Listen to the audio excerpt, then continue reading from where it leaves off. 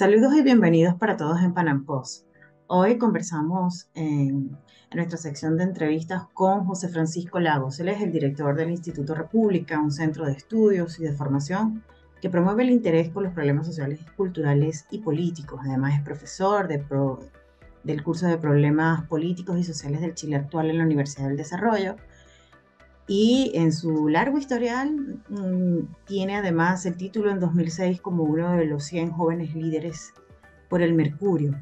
Hoy es nuestro invitado porque el próximo 7 de mayo los chilenos vuelven a las urnas para elegir un nuevo grupo de concejales constituyentes para redactar la Carta Magna. Sin embargo, este proceso, según distintos analistas, se está dando con un clima político y social en contra. ¿Cómo lo analiza el Instituto República hoy?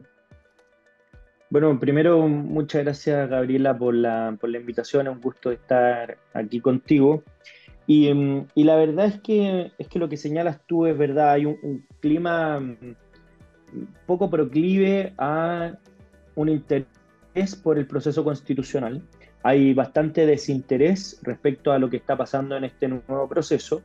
Y en parte se debe a varios factores. Una es el proceso institucional, quizás es menos atractivo el proceso actual que el proceso anterior, al menos comunicacionalmente, en el sentido donde no se aprecian claramente lógicas refundacionales.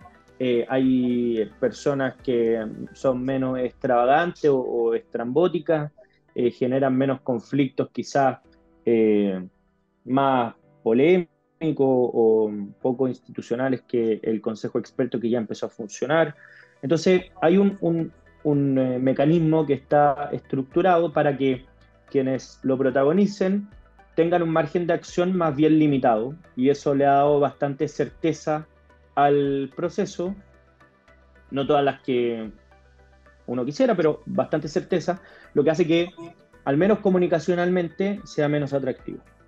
Pero por otro lado, estamos enfrentando una crisis de seguridad pública que es bastante importante, con delitos de connotación a la que no estábamos acostumbrados, y eso hace que frente al Estado que sea incapaz de resolver uno de los problemas más básicos que tienen que resolver los Estados, el tema de seguridad en particular haya monopolizado la agenda pública, porque es un tema tan esencial que las personas prefieren que se resuelva eso antes que otro tipo de discusiones. Y por eso la agenda de seguridad le ha dejado bastante poco espacio a la discusión constitucional en un momento que es Claro, crucial porque estamos a puertas de elecciones de consejeros constitucionales el próximo 7 de mayo.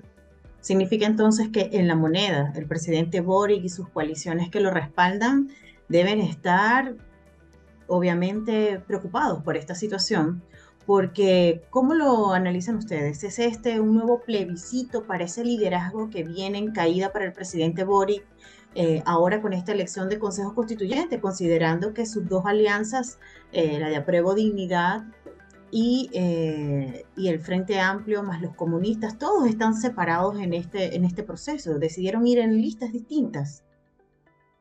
Sí, hay dos coaliciones que componen la coalición, o sea, la alianza de gobierno. Una es Aprodignidad, que incluye el Frente Amplio y el Partido Comunista, y otra es el Socialismo Democrático, que incluye a partidos que son la ex concertación. Ahora, esto es un escenario complejo porque, entre otras cosas, las coaliciones de gobierno decidieron ir separadas a la elección de consejeros constitucionales. Eso por un lado. Y por otro lado, a mí me parece que siempre las elecciones en un periodo de gobierno también tienen mucho de evaluación de cómo lo está haciendo ese gobierno.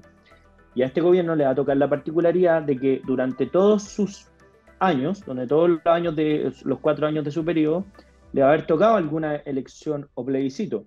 Fue el año pasado con el plebiscito constitucional, va a ser este con dos elecciones, la elección de consejeros constitucionales y el plebiscito ratificatorio en diciembre de este año.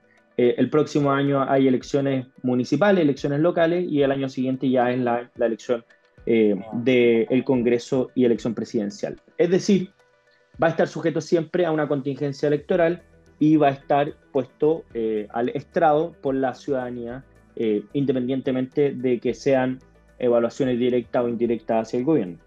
Claro, significa que el estrés va a estar allí a la orden del día dentro de la agenda del presidente Boric, que se ha visto asediado por esta situación. Ahora, con una rotunda tendencia, como lo vimos en el plebiscito pasado, donde el rechazo se impuso con el 62% de los votos, ¿qué hace? ¿Cuál es el pronóstico del instituto para estas elecciones que están ya menos de 3 semanas por realizarse? Es decir, eh, ¿qué oportunidades tienen las coaliciones que representan a Boric en este proceso cuando ya hay un antecedente tan reciente de que no hay gusto por este cambio de constitución en Chile?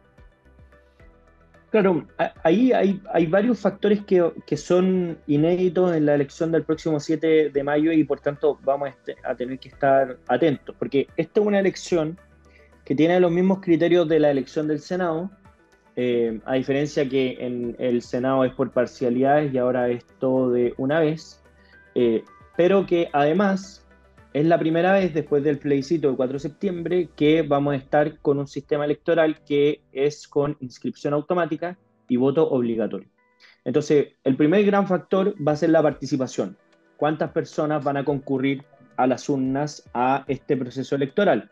Ya tenemos el antecedente del plebiscito, que sí movió a mucha gente y la gran mayoría de los chilenos, más de un 80%, fue a las urnas a votar en ese plebiscito. No sabemos en el escenario actual si es que eso va a cambiar, entre otras cosas por lo que comentábamos anteriormente, de que es un proceso que está despertando menos interés ciudadano. Eso por un lado. Lo segundo es lo que comentaba también de la división entre la coalición de gobierno y por tanto va a ser muy relevante ese resultado que se dé ahí. ¿Cuántos escaños reparten? ¿Dónde tienen más o menos votos? Y por tanto cómo se da la correlación de fuerza, no solamente dentro del Consejo Constitucional, que es el que se va a elegir, sino que también cómo va a replicar eso en el propio funcionamiento del gobierno. Justamente, Porque el plebiscito pasado provocó tener que hacer un cambio de gabinete. ¿Qué pasa? ¿Qué más nuevo puede hacer Boric, el presidente Boric, si no llega a tener un resultado favorable en esta contienda? ¿Qué más nuevo puede hacer? Ya hizo un cambio de gabinete. ¿Qué puede hacer si estos resultados no lo acompañan? Bueno, por eso va a ser tan relevante el resultado en el sentido que hoy día lo que prima en general en el ambiente es que pareciera que el gobierno está intentando hacer un giro hacia el socialismo democrático, es decir, asimilarse mucho más a los gobiernos que, por ejemplo, eran de la Concertación, a un gobierno más cercano a la línea del Frente Amplio o el Partido Comunista. Pero para eso va a ser muy relevante la elección. Por ejemplo, si el socialismo democrático tuviera un buen resultado en la elección, pareciera evidente que el gobierno tiene que acercarse aún más a esas posiciones y, por tanto, nombrar personas en el gabinete más cercano al mundo del socialismo democrático. ¿Y Pero lo cómo que calmar a los paradójicamente, comunistas? ¿Cómo calmar a los comunistas que han hecho gran peso durante su primer año de gobierno? Que siempre han estado presionando para que no se salga de esos compromisos de cambio que establecieron previo a su victoria y su toma de poder. claro, hay una encrucijada importante y porque el Partido Comunista compitió en las primarias contra Gabriel Boric y su candidato era Daniel Jadwe. Y también tiene algo de novedoso cuando el Partido Comunista ha entrado al gobierno en general, independientemente de los cambios en los cargos o en el número de ministros que les nombran, siempre había tenido como un compromiso o una exigencia de acuerdo al programa de gobierno. Eso lo hemos visto en distintos gobiernos a lo largo de la historia de nuestro país. El último fue el gobierno de la presidenta Bachelet, el segundo gobierno.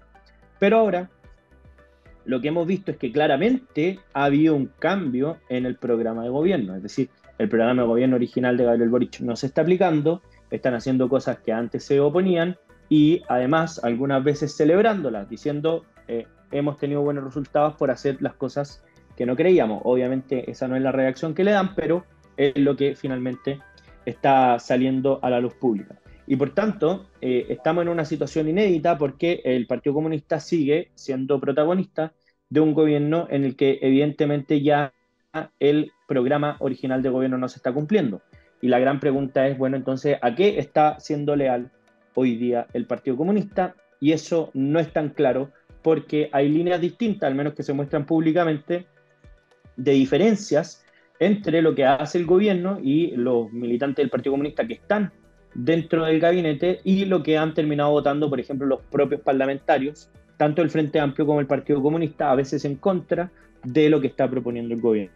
Está revuelto el contexto político para estas elecciones, sobre todo porque hemos seguido que lo que usted acaba de mencionar, las bancadas aliadas del presidente no están votando dentro del Congreso, por lo que el presidente intenta que salga para mitigar estos conflictos sociales, económicos que están ocurriendo en el país. O sea, ya se rechazó la reforma tributaria, también en algún momento sus bancadas no aprobaron la reciente ley NAI que va a ofrecer protección a los funcionarios policiales en el país. Entonces, con este escenario tan revuelto, no hay garantías de que el presidente pueda sostener la confianza de quienes están a su lado.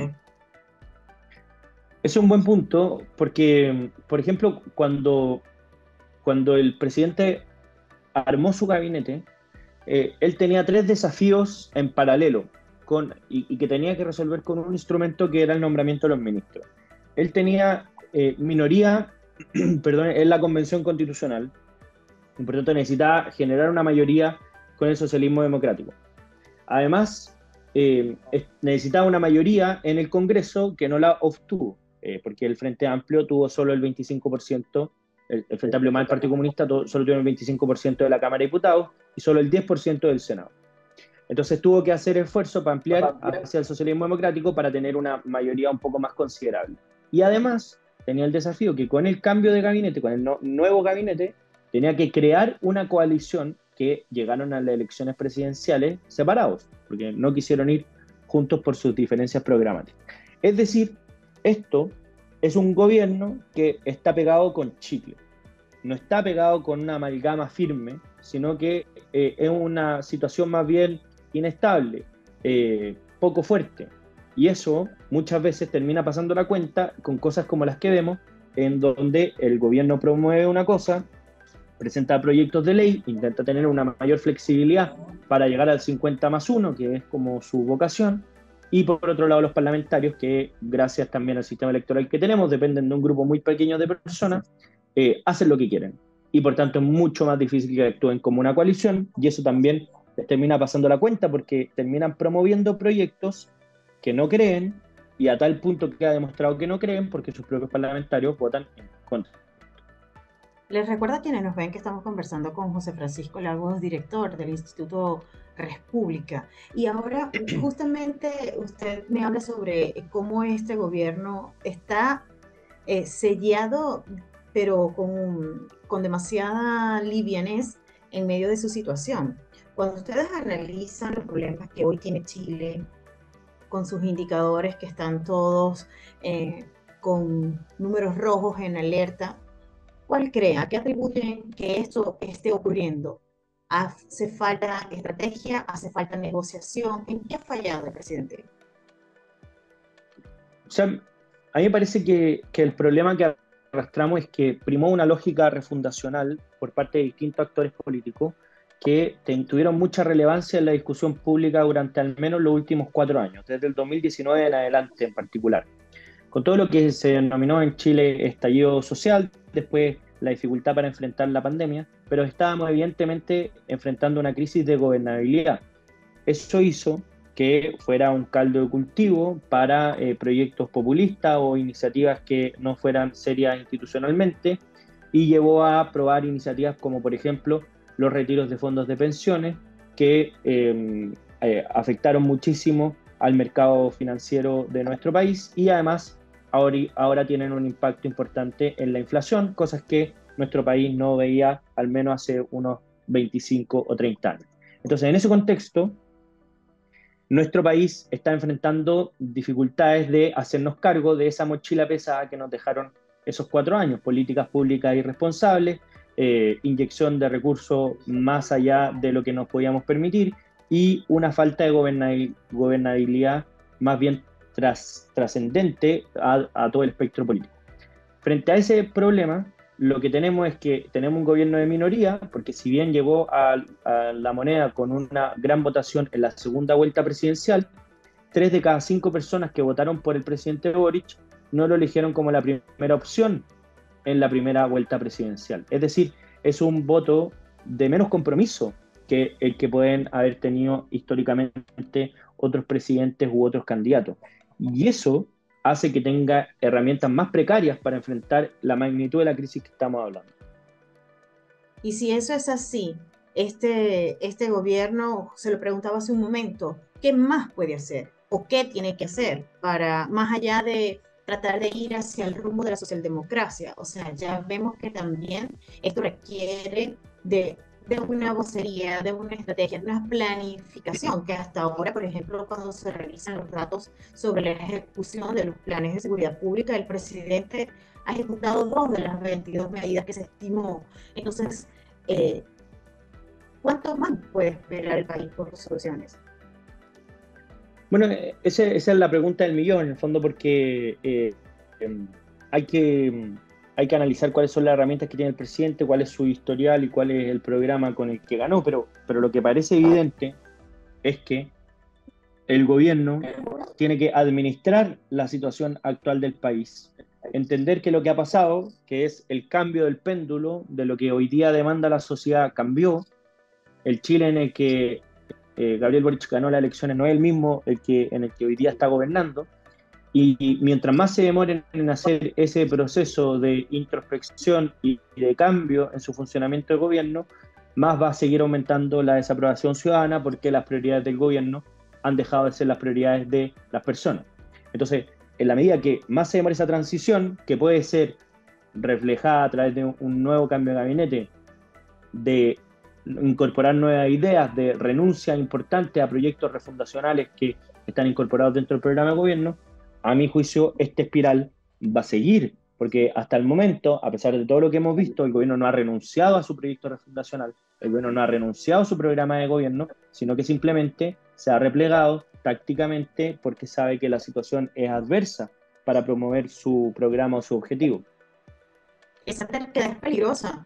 Vimos hace, vimos hace unos días la moneda repleta de manifestantes que exigían la renuncia del presidente. ¿Ese escenario lo evalúan ustedes en el instituto? A ver, yo soy más escéptico de ese tipo de manifestaciones callejeras. A mi juicio, el plebiscito del 4 de septiembre en Chile nos deja claro que hay que diferenciar a la calle del pueblo, ¿verdad? La calle son aquellos grupos de presión que tienen más capacidad para manifestarse, pero el pueblo son las personas que se convocan a la urna, que van a trabajar todos los días, que quizás no tienen la capacidad de manifestarse, pero que tienen una opinión tanto o más válida como la de aquellos que se manifiestan. Y por tanto yo creo que esos gritos de renuncia al presidente son más bien minoritarios, no representan a la sociedad en su conjunto, tal como tampoco el 19 los representaban, aunque eran mucho más masivas esas manifestaciones. Creo que hacerle caso a las algarabías callejeras simplemente nos hace desconfiar de la democracia, y yo creo que aquí sí sigue habiendo transversalmente un compromiso democrático por la continuidad del gobierno del presidente, a pesar de que la sociedad le está exigiendo cambio. Pero de ahí a exigir su renuncia o algo parecido, yo creo que estamos bien lejos de eso. Un estallido, un nuevo estallido.